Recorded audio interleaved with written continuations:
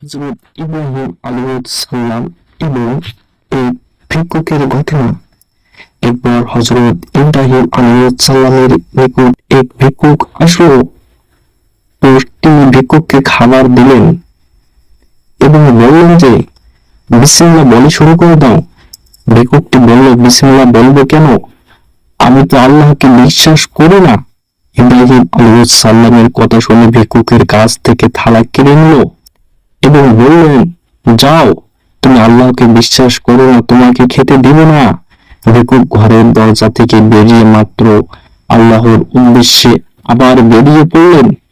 ইব্রাহিম আলাইহিস সালামের উপর আল্লাহ তাআলা তৎকালীন ওহী নাযিল করলেন, হে ইব্রাহিম, সে আমাকে বিশ্বাস করে না, সেটা তার আর আমার মধ্যকার ব্যাপার। কেন তুমি রুটি ফিরিয়ে নিলে? যাও, তাকে ডেকে এনো, আবার খেতে দাও। সুবহানাল্লাহ, আল্লাহ কত দয়াশীল। যার ঈমান এনেছে এবং আমল করে তার প্রতি আল্লাহর দয়া কেমন হবে একটু ভেবে দেখুন। প্রিয় বন্ধুরা, এক রাখাল এক সুন্দরী মেয়ের ঘটনা। একদিন একটি খুব সুন্দরী যুবতী মেয়েকে দেখলো রাখাল। মেয়েটিকে রাখাল দেখার পরে বিয়ের প্রস্তাব দিল। মেয়েটি রাজি হয়ে গেল। তারা দুজন মিলে চলে গেল কাজীর বাড়িতে বিয়ে পড়ানোর জন্য।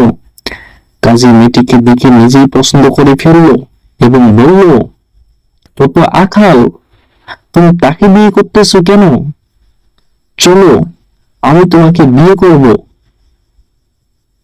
এতে রাখাল ও কাজী ঝগড়া লেগে গেল। এবার তারা তিনজন মিলে নালিশ নিয়ে গেল পুলিশের কাছে। পুলিশ মেয়েটিকে দেখে বলল, ওরা দুজনে বাদ দিয়ে আমি তোমাকে বিয়ে করব। এবার রাখাল, কাজী, পুলিশ ও তিনজনের মধ্যে গোলমাল লেগে গেল। মেয়েটি আর বলল, ঠিক আছে, এবার তোমরা তিনজনে এক কাজ করো, আমি এখান থেকে একটা দৌড় দেব, দৌড়ের মধ্যেই আমাকে যে আগে ধরতে পারবে আমি তাকেই বিয়ে করব। এবার মেয়েটি ছুটলো এবং তার পিছনে পিছনে তিনজন ছুটতে লাগলো।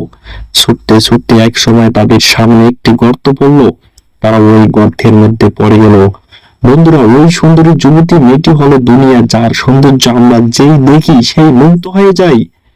আর তারা পিছনে পিছনে ছুটতে থাকি, কিন্তু ছুটতে ছুটতে এক সময় আমাদের সামনে কবরের গর্ত এসে যায় আর আমরা ওই গর্তে পড়ে যাই আর দুনিয়া আমাদের হাতছাড়া হয়ে যায়। আল্লাহ তাআলা আমাদের সবাইকে দুনিয়ার লোভ ছেড়ে আখিরাতে লোভী হওয়ার তৌফিক দান করুক।